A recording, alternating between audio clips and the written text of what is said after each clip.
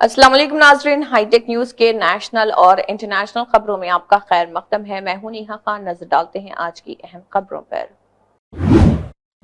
बिहार में passenger train के coach में भयानक आग। बिहार के सासाराम रेलवे स्टेशन पर सासाराम पटना पैसेंजर ट्रेन के एक कोच में अचानक आग भड़क उठी।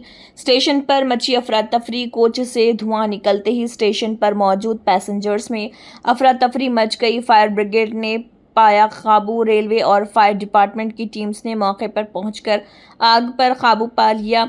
कोई जानी नुकसान नहीं और खुशकिस्मती से इस हादसे में किसी के जख्मी या हलाक होने की कोई खबर नहीं। पटना रूट की ट्रेन मुतासिर। पटना जाने वाली पैसेंजर ट्रेन कुछ ही देर के लिए मुतासिर रही। आग लगने की वजह की जांच रेलवे अथॉरिटीज कोच में आग लगने की असल वजह का पता लगा रहे हैं। बिहार के सासाराम रेलवे स्टेशन पर ट्रेन फायर ने पैसेंजर्स को डरा दिया, लेकिन वक्त पर एक्शन से बड़ा हादसा टल गया। इस ट्रेन में बहुत देर से आग लग चुकी है, लेकिन यहाँ पे कोई ड्राइवर अभी तक नहीं आ पा रहा है, जिससे कि बोगी को कम से कम कट किया जा सके। ये स्थिति है। अब धीरे धीरे लग रहा है कि दूसरे बोगी में भी आग पकड़ने वाला है।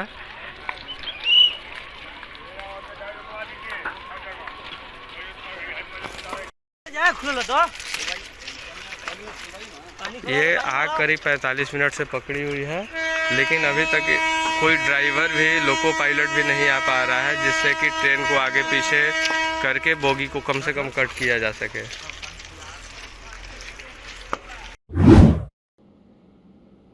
केरला में 10 साल बाद यूडीएफ की वापसी। यूनाइटेड डेमोक्रेटिक फ्रंट ने 10 साल बाद केरला में दोबारा हुकूमत बना ली है। वीडी सतीसन ने चीफ मिनिस्टर के तौर पर ली शपथ। वीडी सतीसन ने सेंट्रल स्टेडियम में चीफ मिनिस्टर के तौर पर ओथ ली और राहुल गांधी ने दिया वार्म हग। राहुल गांधी ने वीडी सतीसन को गले लगाकर मुबारकबाद दी, जबकि दूसरे लीडर्स ने हैंडशेक के जरिए खुशी का इजहार किया। रेवंत रेड्डी और भट्टी विक्रमार्का भी मौजूद रहे। रेवंत रेड्डी और मल्लू भट्टी विक्रमार्का ने भी स्वर्निंग इन सेरेमनी में शिरकत की। कांग्रेस के टॉप लीडर्स एक स्टेज पर मल्लिकार्जुन खड़गे, प्रियंका गांधी वाड्रा, केसी वेणुगोपाल, सिद्धरामैया, डीके शिवकुमार और सुखविंदर सिंह सुक्खू भी मौजूद रहे। पिनाराई विजयन और राजीव चंद्रशेखर भी स्टेज पर रहे। पिनाराई विजयन और राजीव चंद्रशेखर ने भी सेरेमनी में शिरकत की। यूडीएफ कैबिनेट ने भी ली ओथ। वीडी सतीसन के साथ यूडीएफ कैबिनेट के तमाम मिनिस्टर्स ने भी शपथ ली। केरला में सियासी तस्वीर बदल गई है और 10 साल बाद यूडीएफ ने शानदार वापसी के साथ नई हुकूमत का आगाज कर दिया।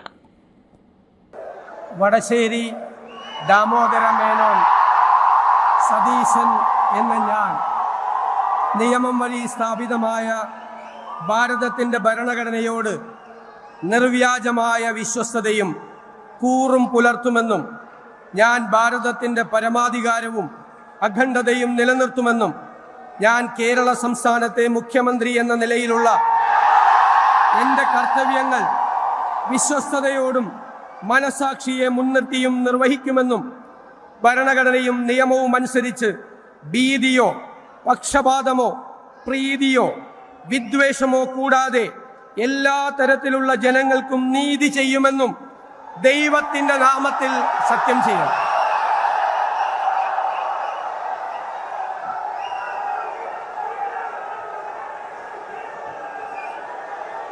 ഞാൻ വടശ്ശേരി ദാമോദര മേനോൻ സതീശൻ എന്ന ഞാൻ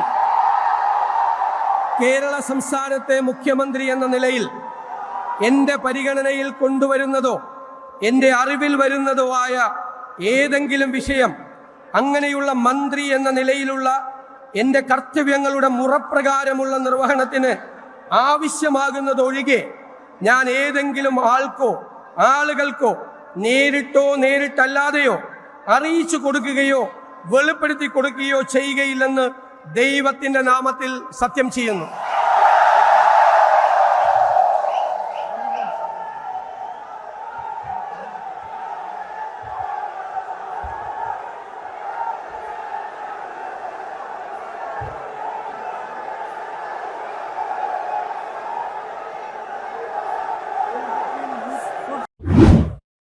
एमके स्टॉलिन का विजय पर तंजिया हमला। एमके स्टॉलिन ने विजय पर सख्त सियासी तनकीद की है। इंस्टाग्राम पॉलिटिक्स पर निशाना। स्टॉलिन ने कहा है कि सिर्फ इंस्टाग्राम के जरिए बच्चों को इन्फ्लुएंस करके सियासत में कामयाबी हासिल नहीं की जा सकती। और बुथ एजेंट्स का भी जिक्र। डीएमके चीफ ने तंजी अंदाज में कहा कि टीवीके ने अब तक बुथ एजेंट्स तक ठीक से अपॉइंट नहीं किए। इलेक्शन ग्राउंड वर्क जरूरी। उनके मुताबिक सोशल मीडिया पॉपुलैरिटी और असल इलेक्शन मैनेजमेंट में बहुत फर्क होता है। तमिलनाडु सियासत गरम। द्रविड़ा मुन्नेत्रा कज़गम और तमिलगा वेत्री कज़गम के दरमियान सियासी बयानबाजी तेज हो गई है। एमके स्टॉलिन का कहना है कि सिर्फ इंस्टाग्राम फॉलोवर्स से नहीं बल्कि मजबूत बूथ लेवल स्ट्रेटजी से ही सियासी कामयाबी मिलती है।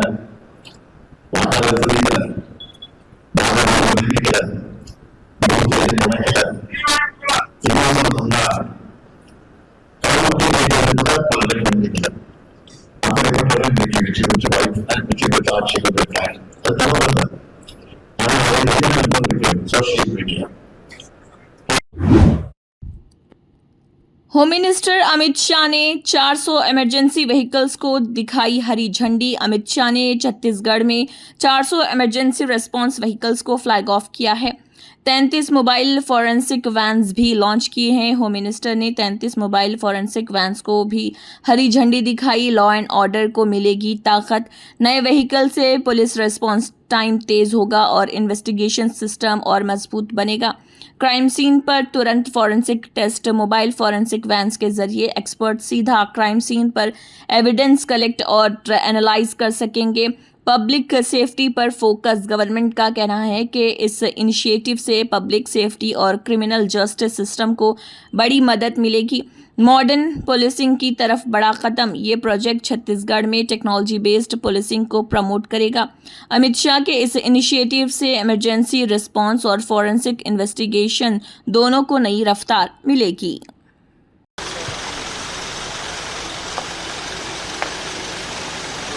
केंद्रीय गृह मंत्री अमित शाह 112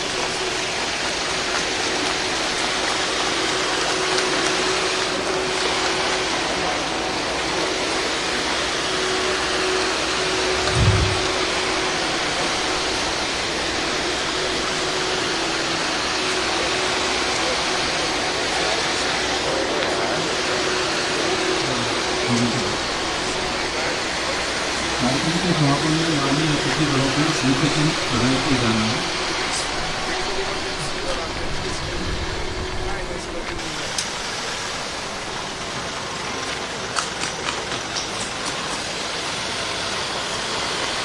और मैं अतिरिक्त पुलिस महानिरीक्षक तकनीकी सेवा श्री प्रदीप गुप्ता साहब से आग्रह करता हूँ जो माननीय मुख्यमंत्री महोदय, माननीय उप मुख्यमंत्री महोदय एवं माननीय विधानसभा अध्यक्ष महोदय को प्रस्तुति के लिए प्रदान करें।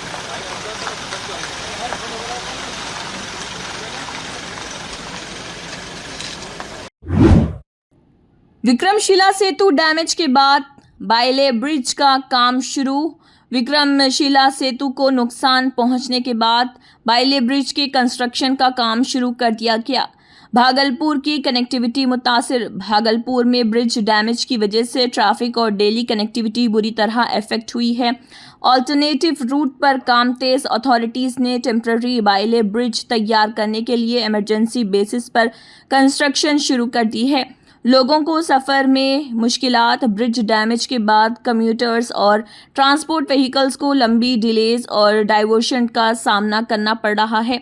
एडमिनिस्ट्रेशन हाई अलर्ट पर। बिहार एडमिनिस्ट्रेशन ने रिपेयर और रिस्टोरेशन का काम फास्ट ट्रैक मोड में डाल दिया है। जल्दी कनेक्टिविटी बहाल करने का प्लान। ऑफिशियल्स का कहना है कि बायली ब्रिज के जरिए ट्रांसपोर्ट को जल्द से जल्द नॉर्मल बनाया जाएगा।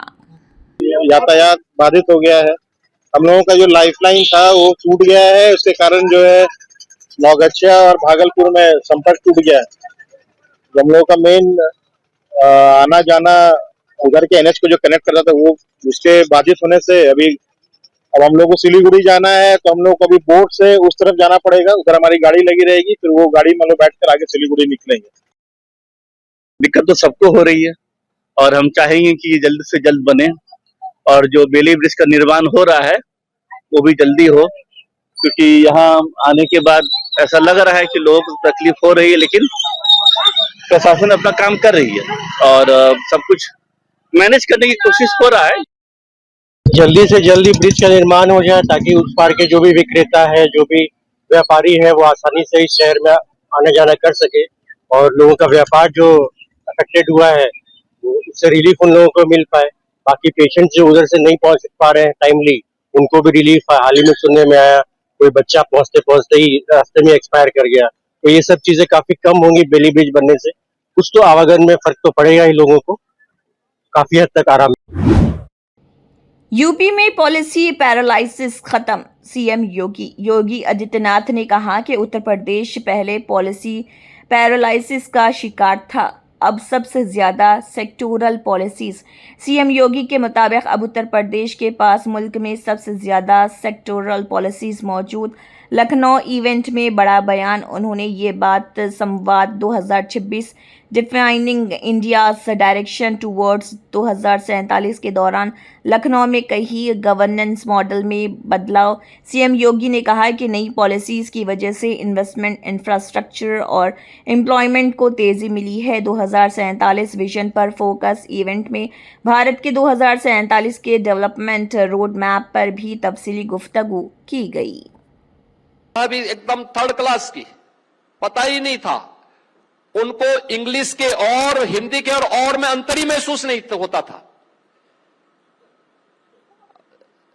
यानी यूपी की जो औद्योगिक विकास की नीति थी उसमें एक शब्द ऐसा था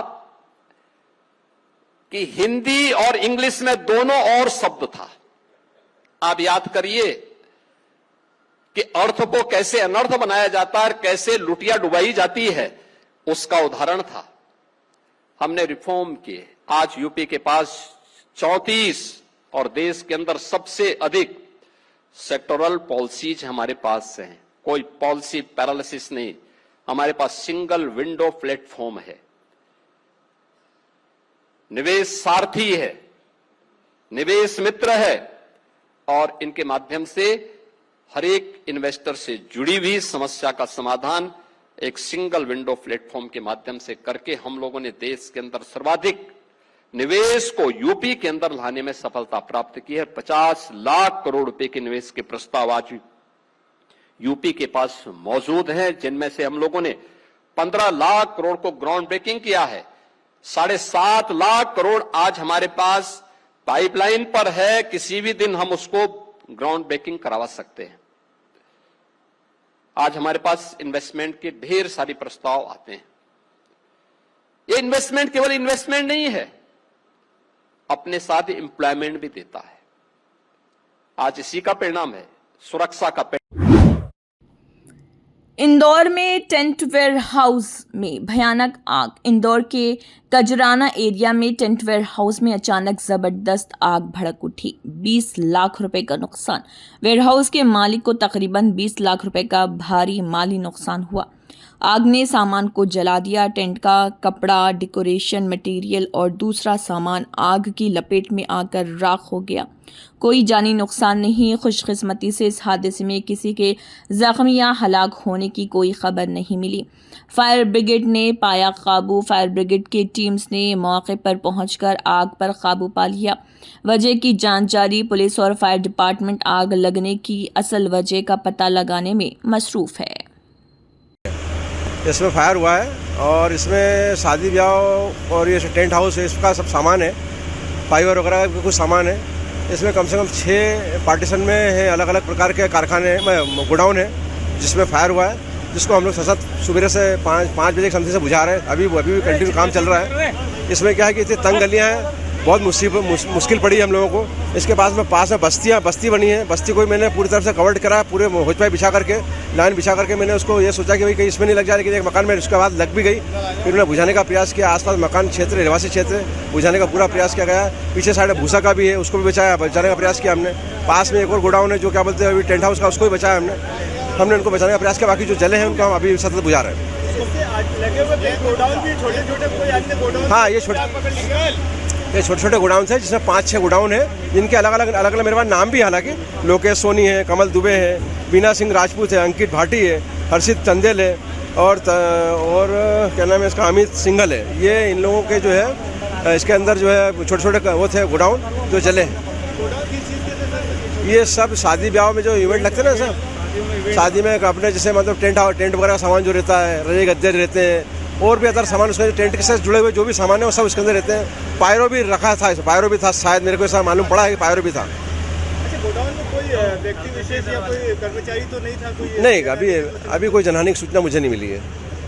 आग कितने बजे लगी? आगे सुबह मतलब 4, 4:30 के समथिंग, 5 के समथिंग आ गए। नुकसान की बात करें तो कितना नुकसान संभव था? नुकसान का तो बताना भी संभव नहीं है। ये क्या कारण से लगी हुई, आपको जानकारी मिल पाई है? अभी ये कारण भी अपने सामने नहीं आए, तो अभी बाद में अपन जांच का विषय सभी है। 20 साल से मैंने जो सामान इकट्ठा करा था और एक गोडाउन में रखा यहाँ पर, और एक बार में सुबह हो गया। 20 साल की मेहनत खत्म हो गई मेरी। क्या काम? मेरा इवेंट का काम था और पूरा इवेंट का पूरा सामान जल गया मेरा। कितने का माल? मेरा कम से कम 20 लाख के ऊपर का। हिजाब फैसले पर प्रमोद मुतालिक का सख्त रिएक्शन। प्रमोद मुतालिक ने कर्नाटका हुकूमत के एजुकेशनल इंस्टीट्यूशंस में हिजाब की इजाज़त देने के फैसले पर तनकीद की और इस मुतनाज़े बयान के बाद काफ़ी सियासी सरगर्मी देखी जा रही। केसरी शॉल्स तकसीम करने का उन्होंने ऐलान किया उन्होंने कहा है कि जून के पहले हफ्ते में स्टेट के तमाम स्कूल्स और कॉलेजेस में केसरी शॉल्स तकसीम किए जाएंगे। कर्नाटका में नया सियासी विवाद देखा जा रहा। कर्नाटका में हिजाब इशू पर एक बार फिर सियासी और समाजी बहस तेज हो गई है। एजुकेशनल इंस्टीट्यूशंस का मामला गर्म। प्रमोद मुथालिक के बयान के बाद तालीमी इदारों में ड्रेस कोड पर डिस्कशन दोबारा शुरू हो गया है। हुकूमत के फैसले पर मुख्तलिफ रिएक्शंस। कर्नाटका गवर्नमेंट के इस डिसीजन पर मुख्तलिफ सियासी और समाजी ग्रुप्स अपनी अपनी राय दे रहे हैं। हिजाब और केसरी शॉल का मामला कर्नाटका की सियासत और एजुकेशन सेक्टर में नई बहस का सबब बन गया। हिजाब अभी अभी जो कर्नाटक शिक्षण मंत्री ने एक ऑर्डर किया है, हिजाब को अलाउ किया है। शाला कॉलेज में हिजाब डालकर शाला कॉलेज प्रवेश कर सकते हैं। मैं कहता हूं ये गलत बात है। यूनिफॉर्म ये इसके खिलाफ है, संविधान खिलाफ है, हाईकोर्ट का जजमेंट के खिलाफ है, सुप्रीम कोर्ट में अभी भी चल रहा है। मैं कहता हूं ये हिजाब का ये मामला जो है ये भेद निर्माण करना है, असमानता निर्माण करना है, संविधान विरोधी है, हिंदू विरोधी है। तो विष फैलाने वाला, विद्यार्थियों में विष फैलाने वाला, वायरस करने वाला, दंगा करने वाला ये ऑर्डर है, ये गलत है, वापस लेना चाहिए। हमने जून फर्स्ट वीक हमने सभी कर्नाटक के शाला कॉलेज में केसरी शाल हमने वितरण करने वाले हैं। प्रमोद मुथालिक के बयान पर नया विवाद। प्रमोद मुथालिक के एक और बयान ने सियासी और समाजी बहस को हवा दे दी है। नॉन बीजेपी स्टेट्स को बनाया निशाना। हुब्बली में उन्होंने दावा किया कि गैर कानूनी इमिग्रेंट्स ज्यादातर नॉन बीजेपी रूल्ड स्टेट्स में दाखिल हो रहे। बयान पर तनकीद। मुख्तलिफ सियासी पार्टीज और सोशल ग्रुप्स ने इस बयान को तकसीम पैदा करने वाला और सियासी रियोटोरिक करार दिया है। सबूत पेश करने का मुतालबा और तनकीद करने वालों ने कहा कि इतने संजीदा इल्ज़ामात के लिए वाज़ेह फैक्ट्स और ऑफिशियल डाटा पेश किया जाना चाहिए। कर्नाटका में सियासी गर्मी। हुब्बली में दिए गए इस बयान के बाद सियासी माहौल गर्म हो गया है और इमिग्रेशन पर संजीदा पॉलिसी की ज़रूरत। एक्सपर्ट्स का कहना है कि बॉर्डर सिक्योरिटी और इमिग्रेशन जैसे मसाइल को सियासी बयानबाजी के बजाय पॉलिसी लेवल पर हैंडल करना चाहिए। प्रमोद मुथालिक के इस मुतनाज़ बयान ने एक बार फिर सियासी तनकीद और पब्लिक डिबेट को तेज़ कर दिया है। पश्चिम बंगाल का चुनाव के बाद वहां के बंगला घुसपैठी जो है, मुसलमान हो हिंदू हो, सभी सारा देश में फैल रहे हैं। मैं कहता हूं ये बहुत गंभीर विषय है। केंद्र सरकार और राज्य के सरकार इस विषय को गंभीरता से लेना चाहिए। जो घुसपैठी हैं, बांग्लादेशी, रोहिंग्या, पाकिस्तानी, अफगानिस्तान ऐसे सभी तरफ से आ रहे हैं। विशेषतः पश्चिम बंगाल चुनाव के बाद वहां के जो लाखों उनको वोटर को रद्द किया, उन्होंने अभी सभी राज्य में फैल रहे हैं। कर्नाटक और केरल जहां कांग्रेस गवर्नमेंट है और नॉन बीजेपी गवर्नमेंट है, वहां घुस रहे हैं। यानी केरल, कर्नाटक, तमिलनाडु ऐसे विशेषता घुस रहे हैं। यहां कर्नाटक में बंगारपेटे यानी कोलार जिले बंगारपेटे में 50 लोग आए थे बिहार से, और तुमकुर से जो वापस जाने वाले वो 22 थे। कल या परसों 2 दिन पहले हुबली रेलवे स्टेशन में 10-12 वहां से कलकत्ता से आए हुए पकड़े गए। तो मैं कहता हूं ये बहुत गंभीरता से लेना चाहिए। विशेषता विरोध पक्ष जो है। मार्केट में तूफान से पहले खामोशी। मार्केट एक्सपर्ट शरद कोहली ने वार्निंग दी है कि मार्केट में इस वक्त तूफान से पहले की खामोशी चल रही। क्रूड ऑयल ने बढ़ाई टेंशन। उनके मुताबिक क्रूड ऑयल प्राइसेस में तेजी ने ग्लोबल मार्केट्स को टेंशन में डाल दिया। इन्फ्लेशन का नया खतरा, महंगाई के बढ़ते दबाव से इन्वेस्टर्स और कंज्यूमर्स दोनों परेशान हैं। सप्लाई डिसरप्शन का अंदेशा, ग्लोबल सप्लाई चेन में रुकावट और शिपिंग इश्यूज ने अनसर्टेनिटी को और भी बढ़ा दिया है। जंग दोबारा भड़कने का डर। शरद कोहली का कहना है कि वार दोबारा तेज होने का खतरा मार्केट सेंटिमेंट को कमजोर कर रहा। इन्वेस्टर्स को कॉशन का मशवरा। एक्सपर्ट्स ने इन्वेस्टर्स को होशियार रहने और मार्केट वोलेटिलिटी के लिए तैयार रहने का मशवरा दिया है। शरद कोहली के मुताबिक अभी मार्केट शांत नजर आ रहा, लेकिन आने वाले दिनों में बड़ा फाइनेंशियल स्टॉर्म देखने को मिल सकता है।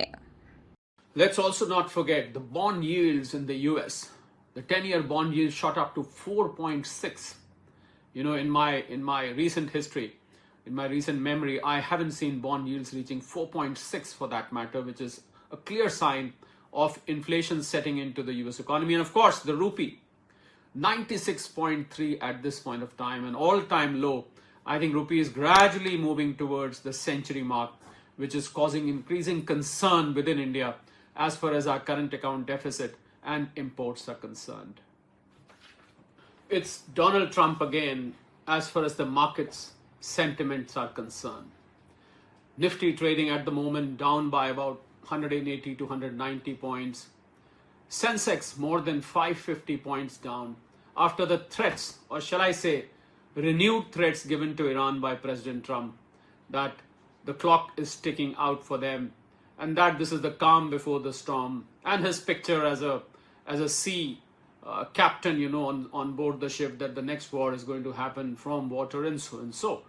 This led to the crude oil prices shooting up to more than 110, which is a matter of concern, not just for Indian markets, but for the global economy as well.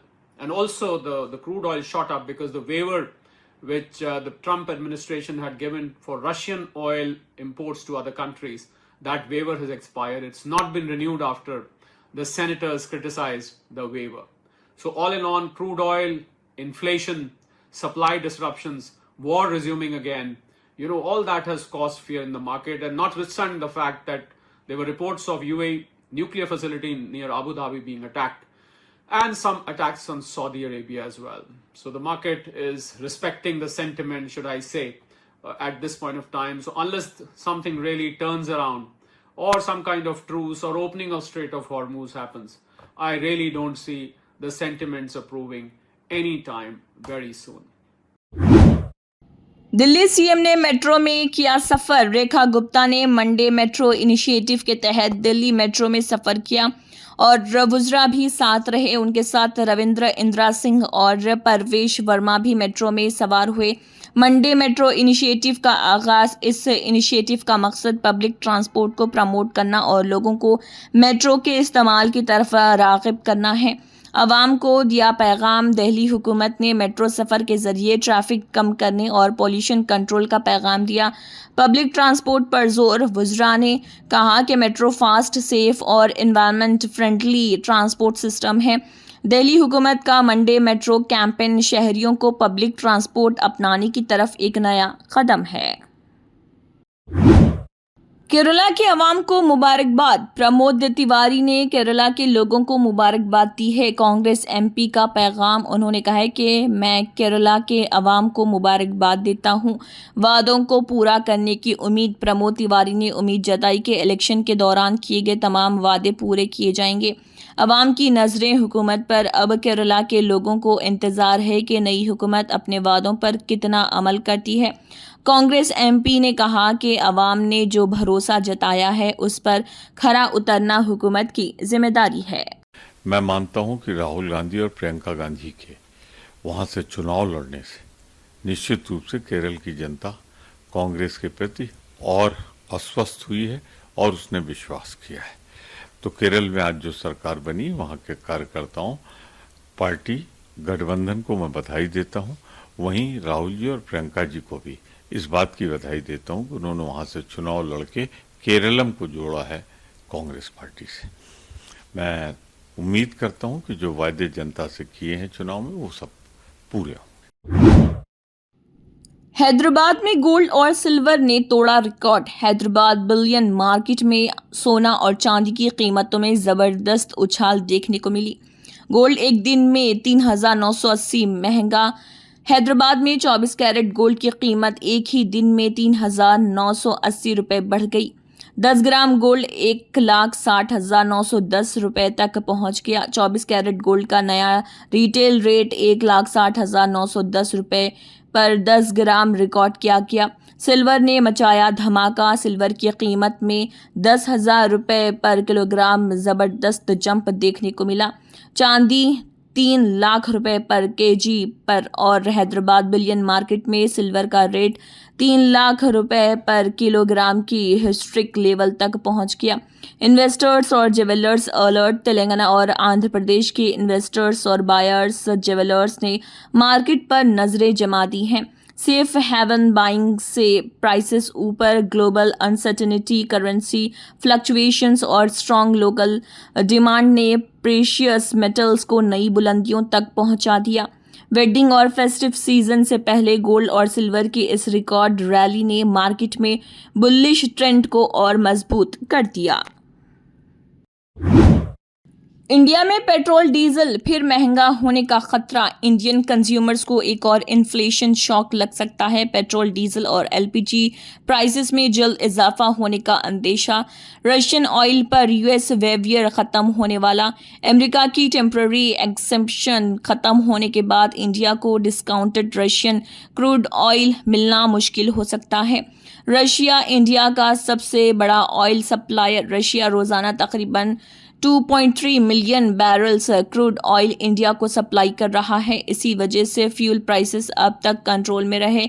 Supply रुकने से cost बढ़ने का खतरा। अगर Russian oil supply affected हुई तो Indian refiners को महंगा क्रूड खरीदना पड़ेगा। ओएमसी कंज्यूमर्स पर बोझ डाल सकती है। Indian oil corporation, Bharat petroleum और हिंदुस्तान पेट्रोलियम ज्यादा कॉस्ट का बोझ सीधा कंज्यूमर्स तक पहुंचा सकते हैं। गवर्नमेंट का अभी कोई ऑफिशियल स्टेटमेंट नहीं। 18 मई 2026 तक इंडियन गवर्नमेंट ने सब्सिडी या डिप्लोमेटिक टॉक्स पर कोई ऑफिशियल अपडेट नहीं दी है। महंगाई में मजीद इजाफा मुमकिन। फ्यूल प्राइसेस बढ़ने से ट्रांसपोर्ट कॉस्ट, सब्जी, राशन और डेली से यूज आइटम्स की कीमतें भी बढ़ सकती हैं। अगर ग्लोबल ऑयल मार्केट में टेंशन बढ़ती रही तो इंडियन अवाम को पेट्रोल पंप पर जल्द नया प्राइस शॉक मिल सकता है। सऊदी अरब ने उम्रा सीजन 1448 हिजरी का स्केड्यूल जारी कर दिया। सऊदी अरब की मिनिस्ट्री ऑफ हज एंड उम्रा ने उम्रा सीजन 1448 हिजरी का ऑफिशियल कैलेंडर अनाउंस कर दिया है। दुनिया भर से इंटरनेशनल ज़ायरीन 31 मई 2026 से किंगडम में आना शुरू कर सकेंगे। 31 मई से उम्रा वीज़ा जारी होंगे। 31 मई 2026 से उम्रा वीज़ा इशू होना शुरू होंगे और ओवरसीज पिलग्रिम सऊदी अरब पहुंच सकेंगे। 1 जून से नुस्क ऐप के जरिए परमिट लाजमी। 1 जून 2026 से ज़ायरीन नुस्क के जरिए उम्रा परमिट हासिल करेंगे। मक्का में दाखिले के लिए ऐप का इस्तेमाल मैंडेटरी होगा।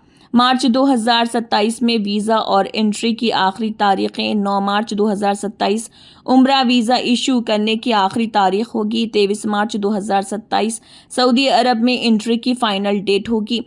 7 अप्रैल 2027 तक वापसी ज़रूरी। तमाम उम्रा पिलग्रिम्स को 7 अप्रैल 2027 तक सऊदी अरब से रवाना होना होगा। डिजिटल सिस्टम से सफ़र होगा आसान। सऊदी हुकूमत ने कहा है कि डिजिटल प्लेटफॉर्म्स के ज़रिए क्राउड मैनेजमेंट बेहतर होगा और ज़ायरीन को फास्ट और स्मूथ सर्विस मिलेगी। ट्रैवल एजेंट्स और उम्रा ऑपरेटर्स को मिनिस्ट्री के तमाम रूल्स और डेडलाइंस पर सख्ती से अमल करने की हिदायत दी गई। इसी के साथ हाईटेक न्यूज़ के नेशनल और इंटरनेशनल खबरें इख्तिताम को पहुंचते हैं। अल्लाह हाफिज।